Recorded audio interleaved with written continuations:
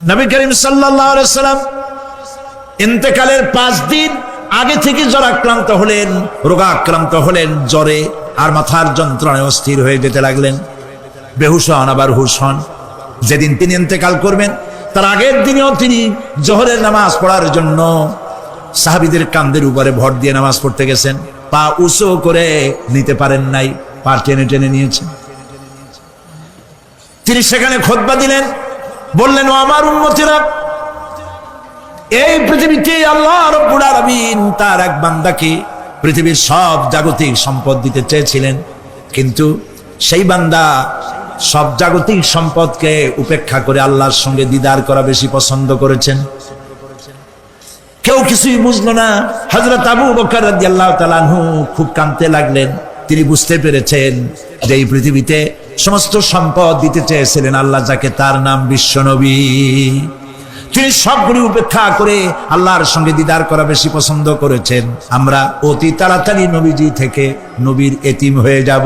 পরের দিন ইশার নামাজের রক্ত হলো, আযান হয়ে গেল, মসজিদে মুসল্লিরা ভরে গেছে, সাহাবায়ে কেরাম সব এসে গেছেন। হুজুরের জন্য বহুক্ষণ অপেক্ষা করার পর হযরতে আবু বকর রাদিয়াল্লাহু তাআলা আনহু তিনি ইমামতির জায়গায় দাঁড়ায় গেছেন। নবীজি বেহুশ অবস্থায় ছিলেন ঘরের মধ্যে।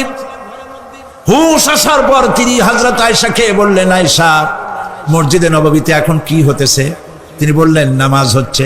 লোকেরা আপনার অপেক্ষা করেছে, কিন্তু আপনাকে না পাইয়া দীর্ঘক্ষণ অপেক্ষা করার পর আপনাকে না পেয়ে আমার বাবার ইমামতিতে তারা নামাজ পড়তেছে, কিন্তু মুসল্লিদের মধ্যে কান্নার রোল পড়ে গিয়েছে। তাদের ধারণা হয়েছে নবীজির জায়নামাজে যখন হযরত আবু বকর দাঁড়ায় গেছে, নবীজির পিছনে নামাজ পড়া আর আমাদের কিসমতে হবে না। নবীজি বলছেন, আয়েশা রে, মসজিদে নববীর দিকের দরজাটা খুলে দাও, আমি নামাজের দৃশ্য দেখতে চাই। দরজা খুলে দেওয়া হলো। নবীজি কোন রকম মাথা উঁচু করে মসজিদে নববীতে নামাজের দৃশ্য নিজে অবলোকন করে আবার শুয়ে পড়লেন। হযরত আয়েশা লক্ষ্য করে দেখেন নবীজির চোখের পানি দিয়ে কোনা দিয়া পানি বেয়ে বেয়ে পড়ছে। হযরত আয়েশা প্রশ্ন করলেন, ইয়া রাসূলুল্লাহ, নামাজের দৃশ্য দেখি কাঁদছেন কেন? হুজুর বলেন, আয়েশা রে, এটা কোনো দুঃখের পানি নয়, আমি কাঁদতেছি এই জন্যে, এই নামাজের জামাত কায়েমের জন্য তাইফের ময়দানে অনেক রক্ত ঝরেছে, আবার উহুদের ময়দানে দান দান শহীদ হয়েছে, সাহাবায়ে কেরাম জীবন দিয়েছে। আজ আমি দেখতে পেলাম আমার উম্মতেরা জামাতে নামাজ পড়ছে। আমার ধারণা হলো ভবিষ্যতে কিয়ামত পর্যন্ত আমার উম্মতেরা এইভাবে জামাত বন্দী হয়ে নামাজ আদায় করবে। নবীজি আবার বেহুশ হয়ে পড়লেন। মসজিদে নববী থেকে আজ আর কেউ বাড়ি যায় না, সবাই কান্দে। আজ রাত বোধহয় নবীজি কাটাবেন না। মেয়েরা কাঁদতেছে, সাহাবায়ে কেরাম কাঁদতেছেন, আজওয়াজে মুতাহারাত তারা কাঁদতেছেন। নবীজির আবার হুশ হলো, তাকায় দেখেন ঘরের মধ্যে কান্নাকাটি, মসজিদে নববীতে কান্নাকাটি। সব থেকে বেশি কাঁদতেছেন মা ফাতেমা। নবীজি হযরত ফাতেমার কান্না দেখে ইশারা করলেন, কাছে আয়। হযরত ফাতেমা রাসূলের কাছে গেলেন। নবীজি কানে কানে কি যেন বললেন, কান্নাটা বন্ধ হয়ে গেল। হযরত আয়েশা জিজ্ঞেস করলেন, মা, তোমার আব্বা তোমার কানে কি বললো আর কান্না বন্ধ হয়ে গেল?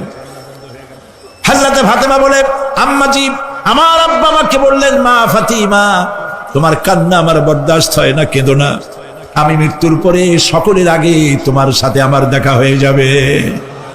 হযরত ফাতেমা বলছেন, আম্মাজি, আমি বুঝতে পেরেছি আমার আব্বার এই কথার অর্থ কি। নবীজির ইন্তেকালের পরে আত্মীয় স্বজনের মধ্যে সবার আগে আমার মৃত্যু হবে, আর আমার পিতার সাথে আমি মিলিত হতে পারবো। রাত যখন শেষ হয়ে এলো, নবীজির হুশ হয়েছে। তাকায় দেখেন হযরত জিবরাইল দাঁড়ানো। হযরত জিবরাইল নবীজির চেহারা মোবারকের দিকে তাকায় বলেন, আসসালামু আলাইকা ইয়া রাসূলুল্লাহ, আল্লাহ আপনাকে সালাম বলেছেন, আর আল্লাহ পাক জানতে চেয়েছেন আপনার মুখে আপনি কেমন আছেন। আল্লাহ জানেন আপনার অবস্থা কি, তারপরেও আপনার মুখে শুনতে চেয়েছেন আপনি কেমন আছেন। নবীজি বলছেন, জিবরাইল, বড় কষ্টে আছি, বড়ই যন্ত্রণা, বড়ই কষ্ট। হযরত জিবরাইল বলছেন, ইয়া রাসূলুল্লাহ, আজকে এক নতুন ফেরেশতা আমি সাথে করে নিয়ে এসেছি। এই ফেরেশতা পৃথিবীর কোন নবী অথবা কোন মানুষের কাছে যাওয়ার জন্য অনুমতি চায় না, আজ আপনার কাছে অনুমতি ভিক্ষা চায় কাছে আসার জন্য। ওই ফেরেশতার নাম হচ্ছে মালাকুল মউত। হযরত মালাকুল মউত বলেন, ইয়া রাসূলুল্লাহ, এই পৃথিবীতে আদম আলাইহিস সালাম থেকে নিয়ে পর্যন্ত কোন মানুষের জান কবজের জন্য আমার অনুমতি চাওয়া লাগে নাই, আর কোনোদিন লাগবে না। আজ আমি আসার সময় আল্লাহ বলেছেন আপনার জান কবজের জন্য আমি যেন আপনার কাছে অনুমতি ভিক্ষা চাই। নবীজি বলছেন আমি যদি অনুমতি না দেই তো কি হবে? হযরত মালাকুল মউত বলছেন, ইয়া রাসূলুল্লাহ, অনুমতি যদি না দেন আমি ফেরত চলে যাব। আমাকে সেভাবেই বলা হয়েছে। হযরত জিবরাইল বলেন, ইয়া রাসূলুল্লাহ, আল্লাহ রাব্বুল আলামিন আপনার দিদারের ইন্তজার করতেছে। নবীজি বলছেন, মালাকুল মউত, তুমি জান কবজের কাজ শুরু করো। মালাকুল মউত যখন কাছে এসেছে, রাসূল জিজ্ঞেস করলেন, আয়েশা, ঘরে যে কয়েক টুকরা স্বর্ণ ছিল সেগুলোর কি অবস্থা? ছোট ছোট 6 টুকরা স্বর্ণ ছিল। হযরত আয়েশা বলছেন, হুজুর আমি এগুলো রেখে দিছি। হুজুর বলছেন, না, রাখতে পারবে না, আমার ইন্তেকালের আগে খয়রাত করে দাও। মুহাম্মদ সাল্লাল্লাহু আলাইহি ওয়াসাল্লাম আল্লাহর কাছে অবস্থায় উঠবে না যে তার ঘরের ভিতরে সোনা ছিল, দিয়ে দাও, খয়রাত করে দিয়ে দাও। হযরত মালাকুল মউত রাসূলের জান কবজ শুরু করে দিলেন। রাসূলুল্লাহ জীবনের শেষ কথা বললেন, আসসালাত আসসালাত ওয়া মা মালাকাত আইমানুকুম। আমার উম্মতেরা বিদায় লগ্নে বলে গেলাম, নামাজ নামাজ নামাজ ছেড়ে দিও না। প্রিয় ভাইরা, নবী করিম সাল্লাল্লাহু আলাইহি ওয়াসাল্লাম জীবনের শেষ কথা বলে গেছেন নামাজ। সেই নামাজে আমাদের যত সব অবহেলা, স্ত্রীকে নামাজ পড়ান, বউকে নামাজ পড়ান, ছেলে মেয়েকে নামাজ পড়ান। দোকানদার ভাইরা যখন আজান হয়ে যাবে দোকান বন্ধ করে দেন, আপনি আপনার কর্মচারীরা নামাজ পড়তে যান। যতটুকু প্রিয় ভাই সব, আল্লাহ রাব্বুল আলামিন পরীক্ষার জন্য আমাদেরকে এই ময়দানে ছেড়ে দিয়েছেন। প্রশ্ন কি হবে আল্লাহ সব বলে দিয়েছেন। প্রশ্ন কি হবে? তোমার যৌবন, এ ব্যাপারে প্রশ্ন করা হবে। কোন পথে ইনকাম করেছো প্রশ্ন করা হবে। কোন পথে খরচ করেছো প্রশ্ন করা হবে। দ্বীনের ইলম যতটুকু হাসিল করেছিলে তার কতটুকু নিজে পালন করেছো, আর দ্বীনের দাওয়াত কতটুকু মানুষের কাছে পৌঁছায়ছো, প্রত্যেকটি ব্যাপারে কিয়ামতে আল্লাহর কাছে জবাব দিতে হবে। এই জন্য কবি বলছেন, আমল সে জিন্দেগি বনতি হ্যায়, ये जन्नत भी व जहन्नम भी, ये खाके अपनी फितरत है ना नारी ना नूरी। মানুষের জীবন আমল দিয়ে গঠন হয়, আমল দিয়ে জীবন গড়ে, নইলে এই মাটির তৈরি দেহ জান্নাত আর জাহান্নামের কিছু দিয়ে তৈরি হয় নাই। আপনি ইচ্ছে করলে দেহটাকে জাহান্নামের জন্য উপযোগী করতে পারেন, ইচ্ছে করলে এই দেহটাকে জান্নাতের জন্য উপযোগী করতে পারেন। এটি আপনার ইখতিয়ারে আল্লাহ দিয়েছেন, আপনাকে বাধ্য করা হয় নাই যে সেজদা না দিলে ফেরেশতা এসে ঘাড়ের উপরে পিটাবে, সুদ ঘুষ জেনা করলে পরে ঠ্যাং পিটায় ভেঙে দেওয়া হবে না। আপনি বাধ্য নন, আপনি সম্মানিত জীব, আল্লাহ সম্মানিত প্রাণী আল্লাহ পাকের, সেই জন্য মানুষকে বাধ্য করা হয় নাই। অটোনমাস বডি, অটোনমি দেওয়া হয়েছে, আপনাকে স্বাধিকার দেওয়া হয়েছে। চন্দ্র সূর্যের ব্যাপারে স্বাধিকার দেওয়া হয় নাই। রাত এখন 7:35, সূর্যের বাপেরও ক্ষমতা নাই বাংলাদেশে এখন উঁকি মারে, ঠিক কিনা? সে এখন আমেরিকায় রোদ দিচ্ছে, তাপ দিচ্ছে আমেরিকায়। ওকে নির্ধারণ করা হয়েছে যেভাবে, সেইভাবেই করতে হবে। পানি বলেন, পাহাড় বলেন, পাখি বলেন, চন্দ্র বলেন, গ্রহ বলেন, নক্ষত্র বলেন, সব জিনিস বাই হুক অ্যান্ড ক্রুক আল্লাহর হুকুম মানতে বাধ্য। কোরআনে কারীম আল্লাহ পাক বলেছেন, আফা গায়রা দীনিল্লাহি ইয়াবগুন ওয়া লাহু আসলামা মান ফিস সামাওয়াতি ওয়াল আরদি তাওআন ওয়া কারহা। আল্লাহর দেওয়া জীবন ব্যবস্থা ছেড়ে দিয়ে তোমরা কি অন্য কোন মতবাদ তালাশ করো? ওয়ালাহু আসলামা মান ফিস সামাওয়াতি ওয়াল আরদ, অথচ আকাশে যা আছে জমিনে যা আছে সব আনুগত্যের মস্তক আমার সামনে অবনত করে দিয়েছে। সুবহানাল্লাহ। মানুষকে আল্লাহ পাক ইখতিয়ার দিয়েছেন, ইচ্ছে করলে মাহফিলে আসতে পারেন, ইচ্ছে করলে সিনেমাও ঢুকতে পারবেন, অসুবিধা নেই। অসুবিধার জন্য কিয়ামত, ওখানে হিসাব হবে। এখানে আপনি সূর্য চন্দ্র ফেরেশতা, ফেরেশতারও কোনো মাজাল নাই, কোনো ইখতিয়ার নাই আল্লাহর হুকুমের বাইরে কিছু করে। আল্লাহ যা করতে বলেছেন তাই করতে হবে, এর বাইরে এক চুলও নড়তে পারবে না। কিন্তু মানুষেরা করতে পারবে। মানুষ ইচ্ছে করলে নামাজ রোজা ছাড়তে পারে, ইচ্ছে করলে আল্লাহর অমান্য করতে পারে। এটা তার বিচারের জায়গা না, এটা হলো পরীক্ষার জায়গা। এটা কিসের জায়গা? পরীক্ষার জায়গা। এখানে আপনি কামাই করলে ওখানে কিছু পাবেন, এখানে কামাই না করলে কিছু পাবেন না। আরো সোজা করে বলি, কোন কৃষক, যে কৃষক আষাঢ় মাসে শ্রাবণ মাসে জমিন চাষ করে না, পৌষ মাসে তার গোলায় ধান আসবে? কথা বুঝেন নাকি বুঝেন না? পৌষ মাসে গোলায় ধান আসবে? কোন পাগলও বলবে না যে তুমি তো চাষই করো নাই, তুমি তোমার জমিনের ফসল তোমার ঘরে আসবে কেন? কাজী এই দুনিয়ায় পরীক্ষা দিলে এখানে রেজাল্ট হয়, এখানে গাছ লাগাইলে এখানে ফল দেয়। কিন্তু মানুষের জন্য আল্লাহ পাক যে আমল তৈরি করেছেন, পরীক্ষা নেবেন, সেই পরীক্ষার রেজাল্ট এখানে হবে না। পরীক্ষার রেজাল্ট আউট হবে কোথায়? আখিরাতে। বলেন সবাই, কোথায় হবে? পরীক্ষার রেজাল্ট আউট হবে কোথায়? আখিরাতে। এখানে আপনি যা কামাই করবেন এখানে রিটার্ন দেওয়া হবে না। এখানে যা কামাই করবেন সমস্ত কামাই 700 গুণ বর্ধিত আকারে কিয়ামতে আল্লাহ আপনার হাতে ধরাই দিবেন। আল্লাহর ওয়াদা কখনো মিথ্যা হয়? মিথ্যা হয় রাজনৈতিক দলের নেতারা, এই জাতীয় লোকেরা যারা মঞ্চে আসে আর বলে যে এবার আমাদের ভোট দেন, আমরা ক্ষমতায় যাইতে পারলে আপনারা না খাইয়া কেউ মরবেন না। কিন্তু কি খাইয়া মরবে তাও কয় না।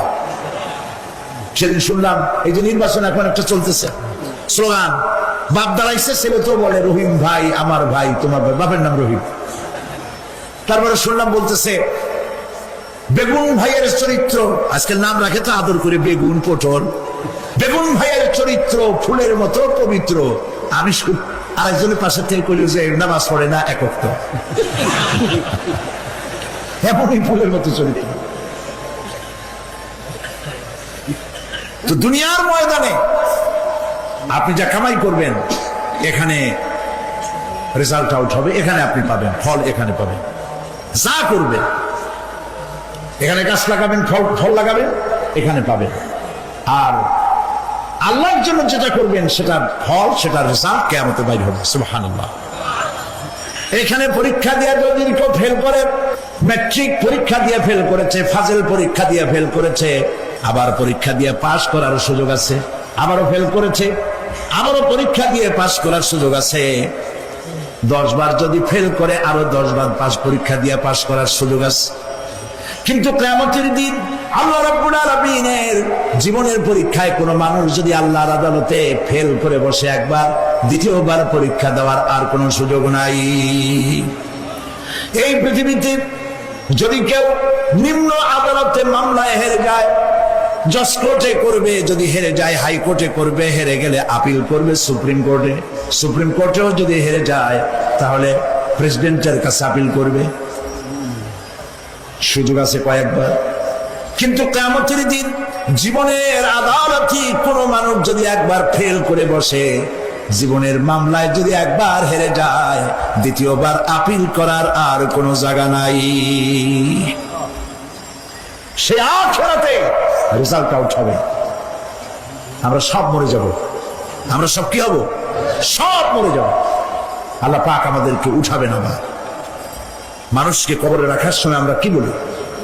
মিনহা খালাকনাকুম, জানেন না? পড়েন, মিনহা খালাকনাকুম ওয়া ফিহা নুঈদুকুম ওয়া মিনহা নুখরিজুকুম তারাতান উখরা। এই মাটি দিয়ে তোমাকে তৈরি করা হয়েছিল, এই মাটির মধ্যে রেখে গেলাম, এর থেকে আবার তোমাকে উত্থিত করা হবে। কে বলতেছেন এ কথা? আল্লাহ পাক বলছেন, আল্লাহ তাআলা বলছেন।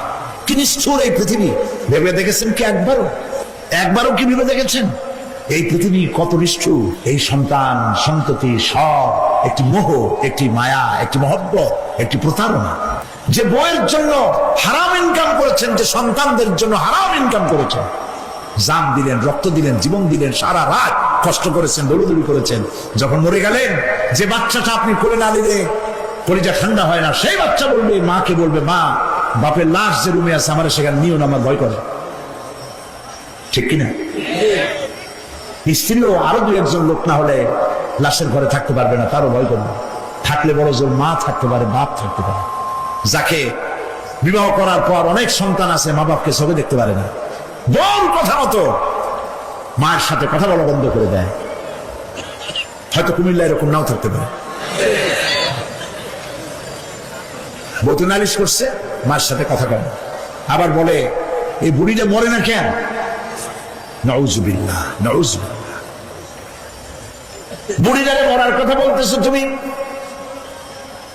তোমার ছোট্টবেলায় যখন তোমার টাইফয়েড হয়েছিল, অসুখ করেছিল, গরিব বাবা, বাড়িতে ল্যাপ নাই, খাতা নাই, তোষক নাই, সেই জায়গায় মা তার কাপড় বিছায় দিয়া বুকের উপরে নিজের শরীরের উষ্ণতা দিয়া বাঁচায় রাখার চেষ্টা করেছে, নিজে না খেয়ে খাওয়াইছে, অসুখ সারে না। মা ওই মুমূর্ষ বাচ্চার সেরানে তার মাথার কাছে বসে তাহাজ্জুদের নামাজ পড়ে কোরআন শরীফ তেলাওয়াত করে, চোখ দিয়া পানি পড়ে আর বলতে থাকে, রব্বুল আলামিন আমার জীবনটারে দিয়া আমার কলিজার টুকরা সন্তানটারে বাঁচাইয়া দাও। যেই মা নিজের জীবন দিয়া সন্তান বাঁচাইতে চাইলো, সেই সন্তান আজকে বউ পাইয়া মাকে ভুলে যায়, মায়ের সাথে খারাপ ব্যবহার করে। আল্লাহ রাব্বুল আলামিন বলেছেন, মা বাবার সঙ্গে খারাপ ব্যবহার করো না, ভালোবাসায় কথা বলো। ওয়াকুল লাহুমা কাওলান কারীমা, সম্মান সূচক কথা বলো। মা বাবার জন্য দোয়া করো আমার কাছে। কে বলতেছে? আল্লাহ তাআলা বলছেন দোয়া করো আমার কাছে এই ভাষায়, রব্বিরহামহুমা কামা রাব্বায়ানি সাগীরা। পড়েন সবাই, রব্বিরহামহুমা কামা রাব্বায়ানি সাগীরা। আয় আমার রব, আমার মা বাপ যেমন ছোটবেলায় আমাকে অত্যন্ত যত্ন করে লালন পালন করেছে, আল্লাহ তাআলা তুমি দয়া করে আমার মা বাপকে তোমার রহমতের করে লালন পালন করো। সুবহানাল্লাহ। প্রত্যেক নামাজের পর সকলে এই দোয়া পড়বেন, মনে থাকবে? মনে থাকবে? প্রিয় ভাই সব, সেই কিয়ামতের মাঠে আমাদেরকে উঠতে হবে, আল্লাহর দরবারে উঠতে হবে। সেই সময় আমাদেরকে কেউ উপকার করবে না। يوم لا ينفع مال ولا بنون, সম্পদ আর সন্তান সন্ততি কোনো কাজে লাগবে না। মা তার সন্তানকে চিনবে না, সন্তান তার মাকে চিনবে না, বাপ তার সন্তানকে চিনবে না, কেউ কাউকে পরিচয় দিবে না। কি মারাত্মক অবস্থা! মানুষ চরম অসহায় হয়ে যাবে। চতুর্দিকে ফেরেশতার আনাগোনা, সূর্য মাত্র 1 হাত উপরে, প্রচন্ড তাপ নিয়ে সূর্য অবস্থান নেবে, মাথার চান্দি ফেটে গিয়ে গুনাহগারের মাথার মগজ গলে গলে পড়তে থাকবে। পিপাসার যন্ত্রণায় জিহ্বাটার ঝুলে কুকুরের মতো করে নাভিস্থল পর্যন্ত ঝরে পড়বে। কেউ উপকার করবে না, কেউ জিজ্ঞাবেও না। অনেক লোক আছে পীরের কাছে মুরিদ হয় আর মনে করে পীর সাহেব তারে কিয়ামতে সুপারিশ করবে।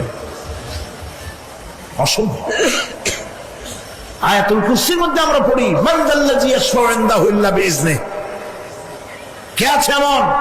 কার হিম্মত আছে আল্লাহ পাকের বিনা অনুমতিতে কথা বলে? সুবহানাল্লাহ।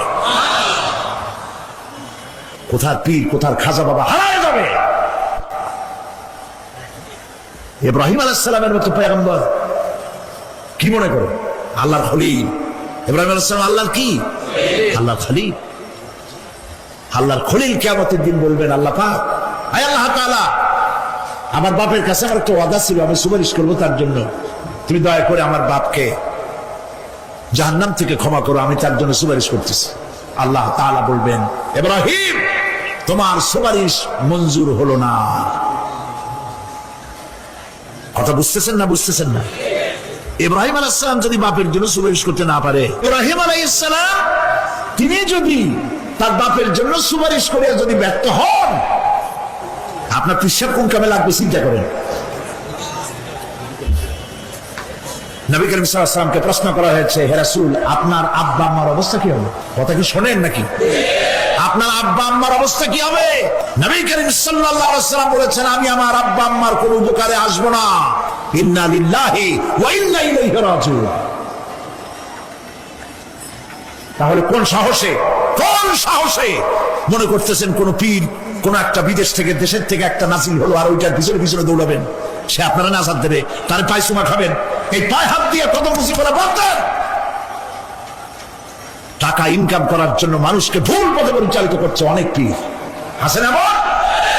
খালি মানুষের টাকা দেয়, জামায় অনেক পকেট, খালি টাকা নেয় সমানে ডুবাইতে থাকে চতুর্দিক দিয়া। বাইরে বোঝার উপায় নাই, কিন্তু অনেক পীর আছে এমন ঢাকা শহরে বড় বড় মার্কেটের মালিক, আমি জানি বড় বড় মার্কেটের মালিক, বিরাট ব্যবসায়ী, জামা পরিষ্কার করে না 2 মাসেও। মানুষকে দেখাবার জন্য গামছাটা নাকের কাছে ধরে ফট ফট করে আওয়াজ করে, মনে হয় যেন কাঁদতেছে। আজ বিশাল প্রচন্ড হাবিজাবি জিকির শিখায়। লা ইলাহা কতক্ষণ, ইল্লাল্লাহ কতক্ষণ, আল্লাহ আল্লাহ কতক্ষণ, কোথায় পাইছো? ইল্লাল্লাহ ইল্লাল্লাহ কিসের জিকির? ইল্লাল্লাহ মানে কি? আল্লাহ ছাড়া, আল্লাহ ছাড়া, আল্লাহ ছাড়া, আল্লাহ ছাড়া কি? কাজী রাসূলুল্লাহ যা করেন এগুলি বেদাত। এই সব পীরের পাশে যাবেন না, মনে থাকবে।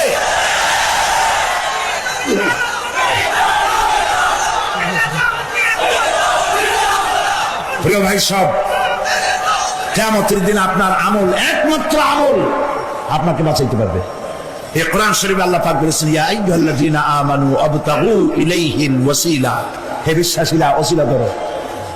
ধুরন্ধর এক শ্রেণীর লোকেরা এর অর্থ করেছে পীর ধরো। দুনিয়ার কোন তাফসীর, যত মুফাসসির পৃথিবীতে জন্মগ্রহণ করেছেন, কোন মুফাসসির এটা বলেন নাই আবতাগু ইলাইহিল ওসিলার মানে হলো পীর ধরো। বরং সমস্ত তাফসীর মুহাক্কিকিন বলেছেন আবতাগু ইলাইহিল ওসিলা আই আমল সালেহ, নেক আমলের ওসিলা ধরো। সুবহানাল্লাহ, নেক আমলের ওসিলা ধরো। প্রিয় ভাই সব, ধান্দাবাজি ছাড়তে হবে। কিয়ামতের দিন মানুষ একেবারে অসহায় হয়ে যাবে, কেউ সাহায্য করবে না। সেই দিন প্রশ্নপত্র সামনে আসবে, আমলনামাগুলি বেঈমানের পিছন দিক থেকে বাম হাতে আসবে, আর ইমানদারের সামনে থেকে ডান হাতে আসবে। আমলনামা হাতে পাওয়ার সঙ্গে সঙ্গে বেঈমান বুঝে ফেলবে তার জায়গা কোথায়। কলিজা তখন গলার কাছে। আল্লাহ রাব্বুল আলামিন কোরআন শরীফের ভিতরে বলেছেন, লাশ-শামসু ইয়ামবাগি লাহা আন তুদরিকাল কামারা ওয়ালাল লাইলু সাবিকুন নাহার ওয়া কুল্লুন ফি ফালাকি ইয়াসবাহুন। প্রবল জ্ঞানী হইবে যাহারা, আপন মনেতে বুঝিবে তাহারা, রাত্রি পারে না আগে যাইবার, দিনের স্থান করি অধিকার।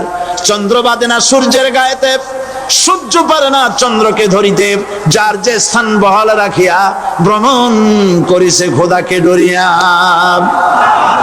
একটি নির্ধারিত সময় সীমা পর্যন্ত আপন আপন কক্ষপথে সব দৌড়াদৌড়ি করবে, কারো সাথে অ্যাক্সিডেন্ট হবে না কারো। ওয়াকুল্লুন ফি ফালাকি ইয়াসবাহুন, যা আছে মহাশূন্যে সব ঘুরতেছে। কে বলে? বলেন সবাই, কে বলছে? কোন সূরা? সূরা ইয়াসিন। আবার শুনুন, আল্লাহ পাক ফয়সালা দিচ্ছেন, ঘোরে কেডা? শুধু সূর্য ঘোরে না, শুধু চন্দ্র ঘোরে না, আল্লাহ মহাশূন্যে যা রেখেছেন সব ঘুরতেছে, সবই সন্তরণশীল, সব গতিশীল। সুতরাং ফয়সালা তো আল্লাহর কাছ থেকে নিতে হবে। পৃথিবী সৃষ্টি করেছেন, মানব গোষ্ঠী সৃষ্টি করেছেন এবং মানুষের প্রয়োজন মিটিয়েছেন। এই মানুষগুলিকে কে সৃষ্টি করেছে? মানুষ সৃষ্টির ব্যাপারেও দার্শনিকরা মানুষদেরকে বিভ্রান্ত করে। যা কলেজে বিশ্ববিদ্যালয় পড়ানো হয়, এই কোরআন শরীফ বিশ্ববিদ্যালয়ে পড়ানো হয়? হ্যাঁ হয়। কয়েকটা আয়াত, কয়েকটা সূরা পরীক্ষায় পাস করার জন্য একটু একটু অপশনাল রেখে দেওয়া হয়েছে। বর্তমান যে শিক্ষা কমিশন, শামসুল হক শিক্ষা কমিশন রিপোর্ট মন্ত্রী পরিষদে অনুমোদন করেছে বর্তমান সরকার। এই শিক্ষানীতিতে বলা হয়েছে ক্লাস 1 থেকে নিয়ে ক্লাস 5 পর্যন্ত ধর্মীয় শিক্ষা দিতে দেওয়া হবে না। তাহলে ক্লাস 5 পর্যন্ত যদি ধর্মীয় শিক্ষা না থাকে, তাহলে ক্লাস 6-7-এ ওঠার পর আরবি যাওয়ারা, বাজাবর বা আনাকুম জানাকুম ছেলেরা পড়বে? মেয়েরা পড়বে? আসল উদ্দেশ্য হলো ইসলাম থেকে জাতিকে দূরে সরাবার জন্য ষড়যন্ত্র। এই সরকারের প্রণীত শিক্ষানীতি আমরা মানি না। আপনারা মানেন? যেই মাদ্রাসা মানুষের চরিত্র সৃষ্টি করে, বর্তমান সরকার সেই মাদ্রাসাগুলি একটা একটা করে ধ্বংস করার পরিকল্পনা গ্রহণ করেছে। সুতরাং আসল শিক্ষা হলো কোরআনের কাছে। আসল শিক্ষা কোথায়? কোরআনের কাছে। কোরআন যদি শিখানো হতো, কোরআন যদি শিখানো হতো কলেজে, বিশ্ববিদ্যালয়, তাহলে গতকাল চট্টগ্রাম বিশ্ববিদ্যালয় থেকে যেসব ছেলেরা বিশ্ববিদ্যালয় কর্তৃপক্ষ কর্তৃক বরাদ্দকৃত, হাইজ্যাক করা নয়, বরাদ্দকৃত 4খানা বাস দিয়ে কোরআন শুনতে আসতে চেয়েছিল, বর্তমান সরকারের তথাকথিত সোনার ছেলেরা আসতে দিল না। কোরআন যদি তারা পড়তো তাহলে কোরআন শরীফ শুনতে তারাও আসতো। কপাল পড়া। জোরে বলেন কি? আরো জোরে বলেন কি? কপাল পড়া। সব ভালো লাগে, কোরআন ভালো লাগে না। এদেরকে শিখানো হয়েছে, আরে তোমরা তো মানুষ না। বলে আমরা কি? তো তোমাদের ডারউইন বাবাজি বলে নাই, শোনো নাই? কি পড়ো টড়ো তোমরা, বুদ্ধি শুদ্ধি রাখো না। ডারউইন বলেছে, থিওরি অফ ইভলিউশনের মধ্যে বলেছেন মানুষ মানুষ না। বলে কি? মানুষ হলো বান্দর। কপাল পোড়া। কি কপালে লেখা থাকে? কাজে কামে প্রকাশ হয়ে যায়। ডারউইন বলল মানুষ মানুষ না। আল ফ্রয়েড বললেন মানুষ হলো মানুষই ঠিক, তবে মানুষ হলো সেক্স সর্বস্ব জীব। সেক্স সমস্যার সমাধান করলে মানুষের সব সমস্যার সমাধান হয়ে যাবে। কার্ল মার্কস বললেন মানুষ হলো পেট সর্বস্ব জীব, পেট সমস্যার সমাধান করে দিলে সব সমস্যা শেষ। আর ডারউইন বললেন মানুষ মানুষই না, মানুষ কি? বলে বান্দর। ওরাং ওটাং শিম্পাজি আর ব্যাং থেকে মানুষের উৎপত্তি হয়েছে। আমি যখন জীবনের প্রথম শিম্পাজি দেখলাম, ওরাং ওটাং দেখলাম, তখন আমি মনে করেছি যে ডারউইন খামোখা ভুল করে নাই। এইটা দেখেই ও মনে করেছে যে এই হচ্ছে আমার মাতামহের গোষ্ঠী, এ হলো পিতামহের গোষ্ঠী। আপনারা একটু মাথা কাটায় চিন্তা করেন, মানুষ যদি বান্দর থেকে হবে, আজও বানর ফরেস্ট এরিয়া আছে কিনা বাংলাদেশে? চিল্লায় বলেন আছে কিনা? তো মানুষ যদি বান্দর থেকেই হবে, আপনারা কি কোনোদিন দেখেছেন যে একটা বান্দরের কোমর পর্যন্ত মানুষের মতো হয়ে সারছে? আর কিছুদিন গেলেই পুরো মানুষ হয়ে যাবে। গলা পর্যন্ত মানুষের মতো হয়ে গেছে, আর কদিন গেলেই মানুষ হয়ে যাবে। দেখছেন কখনো? আচ্ছা আপনারা বলেন, পাবদা মাছ আপনারা চট্টগ্রামে কি বলেন? পাবদাই বলেন। পাবদা মাছ দেখতে কি মাছের মতো লাগে? বোয়াল মাছের মতো। কোন পাগলি সুম্মা মিন নুতফাতিন সুম্মা মিন আলাকাতিন সুম্মা মিন মুদগা, নিষ্প্রাণ মাটি দিয়ে তোমাকে উৎপন্ন করা হয়েছে, নিষ্প্রাণ মাটি উপাদান দিয়ে তোমাকে তৈরি করা হলো। মায়ের পেটের ভিতরে এক ফোঁটা নাপাক পানি জমাট রক্তে পরিণত হয়ে গেল। জমাট রক্ত আস্তে করে গোস্ত পিণ্ড হলো। গোস্ত পিণ্ডকে সুন্দর করে সাজায়া, হাড্ডি গুড্ডি বানায়া, স্ট্রাকচার তৈরি করে তার উপরে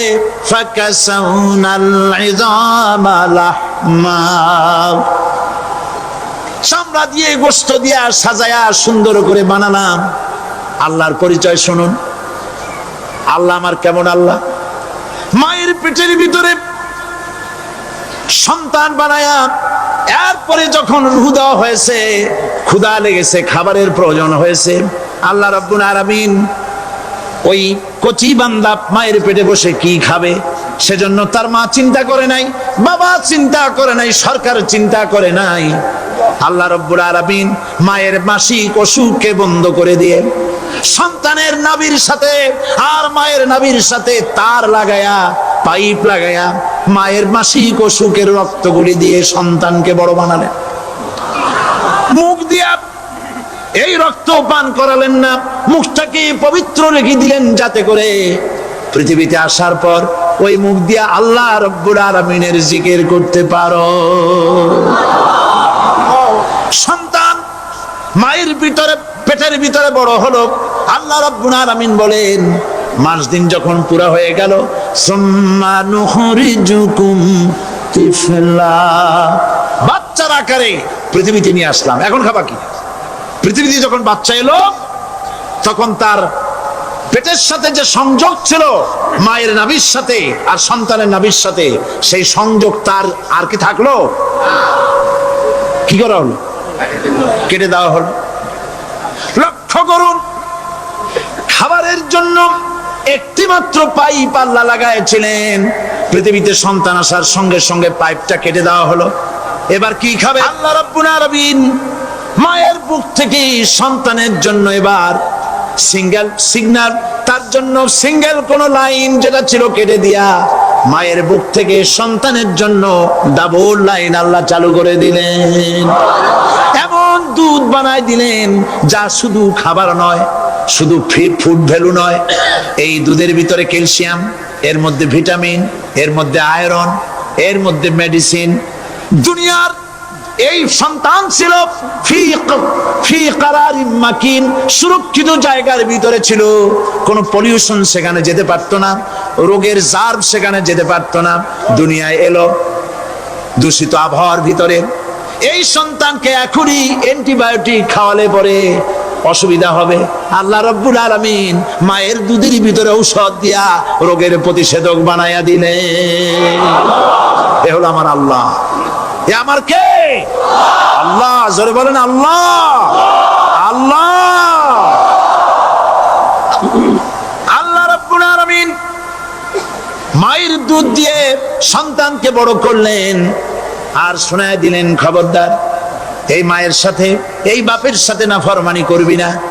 মা বাপের জন্য আমার কাছে দোয়া করবে, রব্বির হামহুমা কামা রাব্বায়ানি সগীরা। সবাই পড়েন আমার সাথে, রব্বির হামহুমা কামা রাব্বায়ানি সগীরা। আল্লাহ পাক শিখাই দিলেন বান্দারে আমার কাছে দোয়া করায়, আল্লাহ আমার মা বাপ আমাকে ছোটবেলায় যেভাবে স্নেহের কোলে লালন পালন করেছে, এইভাবে আমার মা বাপদের তোমার রহমতের কোলে লালন পালন করো। মনে থাকবে ভাইরা? বলেন মনে থাকবে? প্রত্যেক নামাজের পরে মা বাবার জন্য দোয়া করবেন, বেঁচে থাকুক আর মরে যাক, দোয়া করবেনই। মনে থাকবে? রব্বির হামহুমা কামা রাব্বায়ানি সগীরা। আবার পড়েন, রব্বির হামহুমা কামা রাব্বায়ানি সগীরা। আল্লাহ পাক মায়ের মর্যাদা এত বাড়াইছেন, সাহাবী প্রশ্ন করেছে, ইয়া রাসূলুল্লাহ খেদমত করব কার? হুজুর বলেন তোমার মায়ের, তারপরে কার? তোমার মায়ের, তারপরে কার? তোমার মায়ের, তারপরে কার? তোমার পিতার। বাপের চাইতে মায়ের মর্যাদা আল্লাহ 3 গুণ বাড়াইয়া দিলেন, 3 গুণ বৃদ্ধি করে দিলেন। হাদিস শরীফে এসেছে, হযরত আবী হুরায়রা রাদিয়াল্লাহু তাআলা আনহু রাসূলের কাছে এসে রাতের বেলায় কাঁদতেছিলেন। হুজুর প্রশ্ন করলেন, আবু হুরায়রা কাঁদো কেন? হযরত আবু হুরায়রা বলছেন, হুজুর মা আমাকে মেরেছে। তিনি প্রশ্ন করলেন, আচ্ছা মা তোমার মারলো কেন? তুমি কি কোনো বেয়াদবি করছো? তিনি বললেন না। তবে মারলো কেন? হযরত আবু হুরায়রা বলেন, ইয়া রাসূলুল্লাহ আপনার খেদমত থেকে বাড়ি ফিরতে আমার দেরি হয়ে গিয়েছিল। গভীর রাত্রে যখন বাড়ি গেছি, মা আমাকে প্রশ্ন করলেন, বাবা দেরি হলো কেন, কোথায় ছিলি? তাম পৃথিবীর মানুষ যেই কদম মোবারক চুমু দিতে পারলে ধন্য হয়ে যায়, সেই আখিরি জামানার পয়গম্বর নবী মুহাম্মদ রাসূলুল্লাহ সাল্লাল্লাহু আলাইহি সাল্লামের দরবার থেকে আসতে আমার দেরি হয়ে গেছে। ইয়া রাসূলুল্লাহ আমার মা আপনার নাম শুনে তার গা জ্বলে উঠলো, তিনি কাফের মুশরিকা। আপনার নাম শুনে অগ্নি শর্মা হয়ে আমাকে ধরে পিটানো আরম্ভ করলেন আর বললেন, আবু হুরায়রা হয় মুহাম্মদ সাল্লাল্লাহু আলাইহি সাল্লামের বাড়ি ছাড়বি, নইলে আমার বাড়ি ছাড়বি, কি করবি বল? মার খেতে খেতে আমি বললাম, মা তোমার গায়ে যত শক্তি আছে আমারে মারো, তোমার বাড়ি শুদ্ধ, তাম দুনিয়াটা ছেড়ে দিতে পারি, মুহাম্মদ রাসূলুল্লাহর কদম মোবারক ছেড়ে দিতে পারি না। হুজুর আমার মা গলা ধাক্কা মেরে আমাকে বের করে দিয়েছেন। হুজুর বলছেন, আবু হুরায়রা মা তোমাকে মেরেছে আর আমার কাছে নালিশ করছো, আমি তোমার মায়ের কোনো বিচার করতে পারবো না। সুবহানাল্লাহ, এত বড় পাওয়ারফুল নবী, শানওয়ালা, ইজ্জতওয়ালি, বরকতওয়ালি, এত বড় নবী বলছেন মা মেরেছে, আমার করার কিচ্ছু নাই। সুবহানাল্লাহ। তোমার মা মুশরিকা হোক আর যাই হোক, তোমার মা। সুবহানাল্লাহ বলেন। আমার বন্ধুগণ, হযরত আবু হুরায়রা বলেন, ইয়া রাসূলুল্লাহ, মায়ের বিরুদ্ধে কোনো অভিযোগ নিয়ে আমি আপনার কাছে আসি নাই। হুজুর বললেন, কেন আসছো বলো খুলে। আবু হুরায়রা বলেন, হুজুর আমি জানি আপনি আল্লাহর দরবারে যদি কোনো ব্যাপারে হাত তোলেন আল্লাহ মঞ্জুর করে ফেলেন। আপনি দয়া করে আমার মার জন্য দোয়া করেন, আল্লাহ যেন হেদায়েত দিয়ে দেন। আমার নবীজি দুখানে হাত উত্তোলন করলেন, বললেন, আল্লাহুম্মা ইহদি উম্মা আবি হুরায়রা, আয় আল্লাহ আমি দোয়া করতেছি আবু হুরায়রার মাকে হেদায়েত নসিব করো। হুজুর হাত তুলে মোনাজাত করছেন, আবু হুরায়রা দৌড় দিলেন বাড়ির দিকে। কয়েকজন সাহাবী হযরত আবু হুরায়রার জামা টেনে ধরেছে, এই ভদ্রলোক দৌড়ায় কেন? এত শান্ত মানুষ, কখনো গরম হয়ে কারো সঙ্গে কথা বলে না। এই মানুষটা দৌড়ায় কেন? কোনো বিপদ হইল নাকি? জামা টেনে ধরে বলে, আবু হুরায়রা দৌড়াও কেন? হযরত আবু হুরায়রা বলেন, জামা ছেড়ে দাও, কোনো বিপদ আমার হয় নাই, আমি দৌড়াইয়া বাড়ি যাই দেখতে চাই। আমি দৌড়াইয়া আগে বাড়ি যেতে পারলাম না, আমার নবীর দোয়া আগে আমার বাড়ি চলে গেছে, আমি এটা দেখতে চাই। হযরত আবু হুরায়রা দৌড়াতে দৌড়াতে বাড়ি চলে গেছেন। দরজায় নক করলেন, ভেতর থেকে আওয়াজ এলো, কে? তিনি বললেন, আমি আবু হুরায়রা। মা দরজা খুলে দাও, আমি তোমার সন্তান। মা বললেন, বাবা অপেক্ষা করো, দরজা খুলতেছে।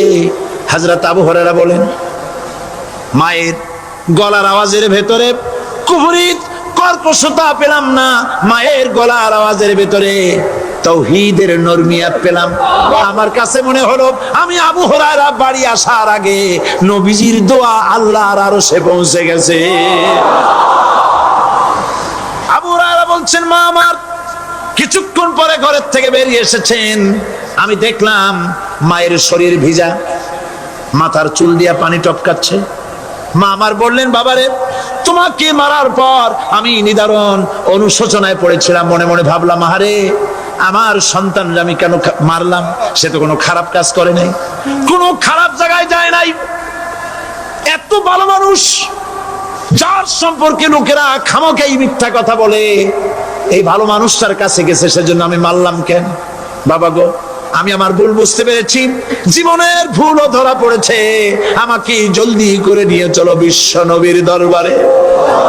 হযরত আবু হুরায়রার মা রাসূলুল্লাহর খেদমতে এসে ঘোষণা করলেন, আশহাদু আল্লা ইলাহা ইল্লাল্লাহু ওয়াহদাহু লা শারীকা লাহু ওয়া আশহাদু আন্না মুহাম্মাদান আবদুহু ওয়া রাসূলুহু।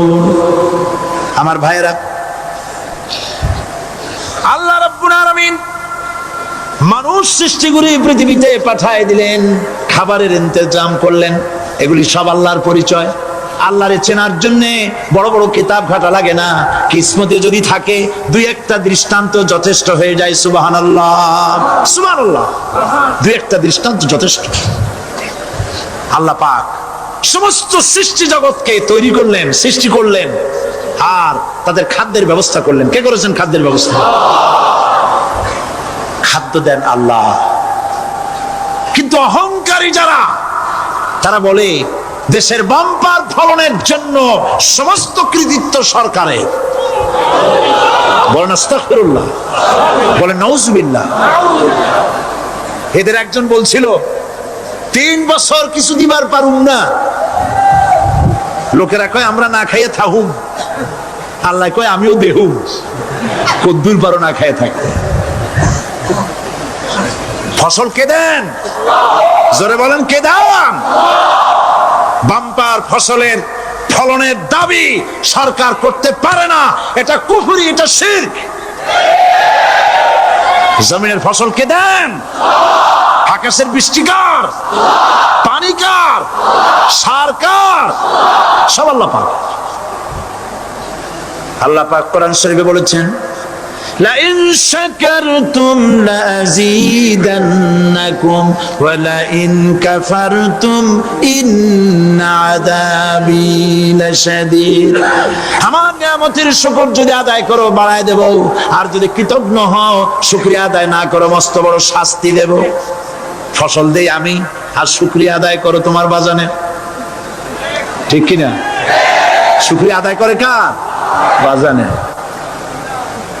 একটা লোকের, একটি মানুষের যেই প্রশংসা এই সরকার করলো বিগত 4.5 বছর ধরে, একটা মানুষের যত জিকির করলো প্রশংসা করলো ছবিটা নাইলো, যদি এতটা জিকির এতটা স্মরণ আল্লাহ রাব্বুল আলামিনের করতো, ওদের জন্য আল্লাহর জান্নাতের দরজা খোলা হয়ে যেত। প্রশংসা করবে কার? চিল্লায় বলুন, আল্লাহ পাকের প্রশংসা করো। খেতে দেওয়ার মালিক তিনি। আল্লাহ পাক বলছেন আল্লাহকে, তার পরিচয় আল্লাহ তুলে ধরেছেন, ওয়ামা মিন দাব্বাতিন ফিল আরদি ইল্লা আলাল্লাহি রিজকুহা। এই পৃথিবীর ভিতরে এমন কোন বিচরণশীল জীব নাই যার রিস্কের দায়িত্ব আমি আল্লাহ গ্রহণ করি নাই। সুবহানাল্লাহ বলবেন না? রিস্কের দায়িত্ব কার হাতে? আচ্ছা দেখুন তো, পৃথিবীর সমস্ত সরকারের কাছে বিভিন্ন মন্ত্রণালয় আছে না? খাদ্য মন্ত্রণালয় বলে কোনো মন্ত্রণালয় আছে কিনা? আছে। খালি কয় খামু আর খামু। খাদ্য মন্ত্রণালয় আছে, থাকার পরেও মানুষ না খাইয়া মরে, ঠিক কিনা? এবার একটু তাকান তো, জ্ঞানের চক্ষু দিয়া তাকান। ফরেস্ট এরিয়া, বাঘ আছে কিনা? নাই। সিংহ আছে কিনা? গন্ডার আছে কিনা? হাতি আছে কিনা? বিশাল বিশাল প্রাণী আছে কিনা? জঙ্গলে ছোট্ট প্রাণী থেকে, পোকা থেকে শুরু করে গন্ডার পর্যন্ত, টুনটুনি পাখি দিয়ে শুরু করে ঈগল পাখি পর্যন্ত, নদীর ভিতরে ছোট্ট চুনো পুঁটি থেকে শুরু করে তিমি মাছ পর্যন্ত। প্রাণী তত্ত্ববিদরা বলেছেন সমুদ্রের ভিতরে এমন এমন বড় বড় তিমি আছে যে একটা তিমির ওজন 5000 টন পর্যন্ত হয়ে যায়। 5000 টন তিমিটার ওজন। এ যখন বাচ্চা হয় তখন বাচ্চার দৈনিক দুধ লাগে 50 থেকে 60 মণ পর্যন্ত। কে ব্যবস্থা করে? রুহান মান ফেরেশতা। তো ওর মা যেমন বাচ্চা তো সেরকম হবে, ঠিক কিনা? কে দেয় খাবার? এবার দেখেন তো, আপনার দেশের এই জঙ্গলে কত হাতি আছে। হাতিরা মিছিল করে আসছে যে আল্লাহ আমাদের এখন আর খাইতে খাইতে দিতে পারে না, বাংলাদেশের গভর্নমেন্ট কিছু দাও। আসছে না, খাইয়া ক্ষুধার জ্বালায় হাতি মরেছে, বাঘ মরেছে, সিংহ মরেছে। এর কোন দৃষ্টান্ত আছে? ক্ষুধার জ্বালায় আকাশের উড়ন্ত পাখিরা ছটফট করে মারা গেছে, দৃষ্টান্ত আছে? নদীর মাছেরা ক্ষুধার জ্বালায় ভেসে উঠেছে, না খাইয়া মরে গেছে, দৃষ্টান্ত আছে? মহান আল্লাহ রাব্বুল আলামিন কোরআন শরীফের ভিতরে বলেছেন অনেক প্রাণী এমন আছে যারা তাদের খাদ্যকে সঞ্চয় করে না, খাদ্যকে জমা করে না, আহরণ করে না। সকাল বেলায় একটা খাবার খেলো, দুপুরে কি খাবে তার জানা নাই। শকুন পৃথিবীর মাটি থেকে 3 মাইল উপরে ওড়ে, তার চোখকে আল্লাহ পাক এত তীক্ষ্ণ বানিয়ে দিয়েছেন। এই চট্টগ্রামের কোথায় মরা গরু আছে 3 মাইল উপর দিয়ে দেখতে পায়? সুবহানাল্লাহ করতে ইচ্ছে করে না। এই প্রাণীগুলি খাবারগুলি কোন গভর্নমেন্ট জোগাড় করে রাখে নাই। আল্লাহ পাক বলেন সবার খাবার আমি দেই। সকাল বেলায় সমস্ত প্রাণীগুলি, মহাশূন্যে পাখি, পানির ভিতরে মৎস্যরাজি, জঙ্গলের ভিতরে হিংস্র প্রাণী, পোকামাকড় থেকে শুরু করে সবগুলো খালি পেটে সব বেরিয়ে যায়, কারো কোনো খাবারের মজুদ নাই। সন্ধ্যা হতে না হতে সমস্ত প্রাণীগুলির পেট ভরাইয়া আমি আবার যার যার ঘরে বেরায় দেই। ওয়ামা মিন দাব্বাতিন ফিল আরদি ইল্লা আলাল্লাহি রিজকুহা। সমস্ত প্রাণী রিস্কের দায়িত্ব আমি আল্লাহর হাতে। কে দেয় রিজিক? জোরে বলুন, কে দেন? আল্লাহ পাক। কি খাবেন সব আল্লাহ জোগাড় করে দিয়েছেন। তরি তরকারি জোগাড় করেছেন, মাছ জোগাড় করেছেন, চাউল দিয়েছেন, খাবার দিয়েছেন, গোশত দিয়েছেন, সব দিয়ে দিয়েছেন। আল্লাহ রাব্বুল আলামিন সমস্ত জিনিস দিয়ে মানুষকে আল্লাহ পাক তার জন্য আল্লাহ সব করেছেন। খালাকালাকুম মা ফিল আরদি জামিআ, হে পৃথিবীতে যা তৈরি করেছে সব তোমার জন্য। এ হচ্ছে আমার আল্লাহ, এ হচ্ছে আমার কে? আল্লাহ। সে আল্লাহ পাক বলছেন, আল্লাহর পরিচয়, তিনি স্রষ্টা, তিনি রিজিক দাতা। এবার আইনদাতা কে? আইনদাতা কে? আরো জোরে বলুন। আইনদাতা আল্লাহ হচ্ছে আল্লাহর পরিচয়। ইনিল হুকমু ইল্লা লিল্লাহ আলা লাহুল খালকু ওয়াল আমর, সৃষ্টি যার, আইন চলবে তার। আমার দেশে আল্লাহর আইন চলছে? আমাদের দেশের কল কারখানা, ক্ষেত খামার, অফিস আদালত আল্লাহর আইন অনুযায়ী চলে? চলে না। বরং আল্লাহর আইনকে মুছে ফেলার জন্য নিজেদের আইন সৃষ্টি করার জন্য প্রচেষ্টা চালানো হচ্ছে। আল্লাহর আইন মানুষের জন্য সব থেকে বেশি উপযোগী, কারণ সৃষ্টি করেছেন কে? বলেন, কে করেছেন? আল্লাহ। প্রত্যেকটি মেশিন আপনি যা কিনবেন, রেডিও হোক, টিভি হোক, যে কোনো যন্ত্র হোক, গাড়ি হোক, তার সাথে একটা লিটারেচার, এরকম সুন্দরী নারী, সুদর্শন পুরুষ পাশাপাশি রাস্তার ধারে মরুভূমির ভিতরে সারা রাত কাটাচ্ছে। ইয়মে আরাফার পরের রাতটা, একটা রাত পুরা এভাবে চলতেছে বছরের পর বছর, শতাব্দীর পর শতাব্দী, সহস্রাব্দীর পরে সহস্রাব্দী। আমি প্রশ্ন করি, পৃথিবীর ইতিহাসে কেউ কি এমন কথা বলতে পেরেছে, লিখতে পেরেছে যে মুজদালিফার রাতে সেখান থেকে 10টা নারী হাইজ্যাক হয়েছে, 5টা নারী লাঞ্ছিত হয়েছে? বলতে পারবে? গভীর রাত্রে পুরুষ সঙ্গী ছাড়া সুন্দরী রমণী, যুবতী রমণী একাকিনী নিজের ঘর ছেড়ে আল্লাহর ঘরে তওয়াফ করতে আসে। তওয়াফ সেরে তাহাজ্জুদের নামাজ পড়ে আল্লাহর কাছে মোনাজাত করে একা একা হাজার হাজার লাখো পুরুষের ভিতর থেকে আপন ঘরে ফিরে যায়। কারো বাবার হিম্মত নাই একবার তাকায় সে তো রূপ উপভোগ করার জন্য, আবার তাকায়, অথবা তার আঁচল ধরে টান মারে। আছে ইতিহাস? কথা কন না কেন? সুন্দরী একটা মাইয়া মক্কা থেকে, মদিনা থেকে পাওয়া যায় না, 15 দিন হয়ে গেছে। হয়েছে কখনো? এবার জবাব দেন, কেন হয় না? কেন হয় না? আমার দেশের মেয়েরা রাস্তা দিয়ে হাঁটতে পারে না। হাই স্কুল মেয়েদের, হাই স্কুল মেয়েদের কলেজ যখন ছুটি হয়, তথাকথিত সোনার ছেলেরা গেটের সামনে এতিমের মতো খাড়ায় থাকে। অনবরত হাইজ্যাক হচ্ছে, ধর্ষণের সেঞ্চুরি হচ্ছে। আর ওখানে হয় না কেন? ওখানে হয় না এই কারণে, এই কোরআনের আইন আল্লাহ রাব্বুল আলামিন যে আইন দিয়েছেন, ওখানে আইন বলবৎ আছে। আছে নাকি? আছে কিনা? কোন পুরুষ কোন নারীকে ধর্ষণ করেছে যদি প্রমাণিত হয়, সে যদি ফাহাদের ছেলে হয় আর ফাহাদের মেয়েও হয়, কোরআনের শাস্তি হলো পাথর মেরে উড়াইয়া দাও। তাকে জানিয়ে দেওয়া হবে রেডিও টিভির মাধ্যমে, জিনাকারের ব্যভিচারীর শাস্তি হবে। চতুর্দিকে হাজারো লোকেরা দাঁড়াবে, হাতে পাথর নিয়ে পাথর মেরে তাকে তার গোশত হাড্ডি বাতাসের সাথে উড়ায় দেবে। একজন মানুষ আর একজন মানুষকে খুন করলো, এই আসামি ধরা পড়ে গেল, কোরআনের শাস্তি হলো যখন ধরা পড়বে প্রমাণিত হবে, যেমন ভাবে হত্যা করেছে পরেও হত্যা করো। এই দৃশ্য, এই আইন যদি বাংলাদেশে যদি এই আইন চালু হয়ে যেত, খুনের আসামি ধরা পড়েছে জেনার আসামি, প্রকাশ্য ময়দানে এলো, সাক্ষী প্রমাণে কোর্টে প্রমাণিত হলো সত্যি সে খুনি।